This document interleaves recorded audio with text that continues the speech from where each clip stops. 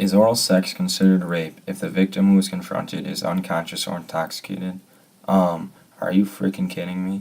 Just recently, a 17-year-old teenage girl, an Oklahoma resident, was non-consensually raped by a 17-year-old boy. So wait a minute, let's rewind ourselves back for a second to my opening question. Something doesn't appear to go well together. The fact that there are two sides to this story or question just continues to blow my mind.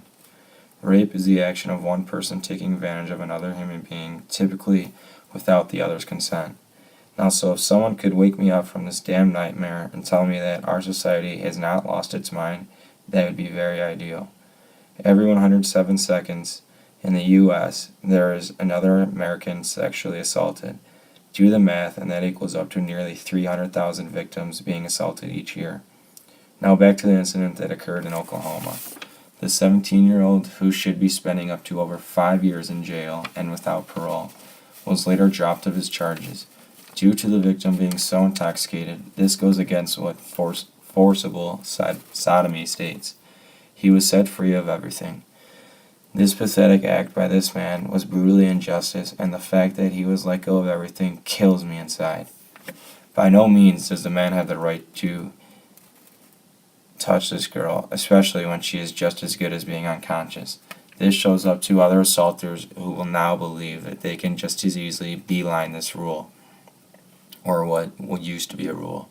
What blows my mind is that 68% of sexual assaults are not reported to the police, which means that 2 out of every 3 rapists are not even punished. So now people think that it is becoming more acceptable, which is actually disgusting. 98% of the rapists never even spend a day in jail. This makes me want to frickin' puke. How does the court of law legislators allow this to happen? This violates the Catholic Church's moral belief of the Golden Rule. The Golden Rule clearly states, "Do unto others as you would have them do unto you." Anyone who goes below themselves to sexually assault another person, especially one who is incapacitated, demonstrates poor self-respect and lacks human dignity. This atrocious act or topic violates natural law, church law, and the Old Testament. Natural law talks about our natural rights as human beings and as individuals. It is apparent that this man took his rights to a whole nother level and severely hurt a lot of people along the way. Ignorant, right? Also, it disobeys the 7th commandment, which says, "Thou shalt not steal." The 16-year-old girl or any other victim of rape has been physically and emotionally violated and were stripped of their own rights. This action single-handedly contradicted what God said about respecting others' property and human dignity. He sinned tremendously, he violated other person's property with no consent, and he didn't even confess his horrible mistreatment. And he sure as hell did not think before he took action.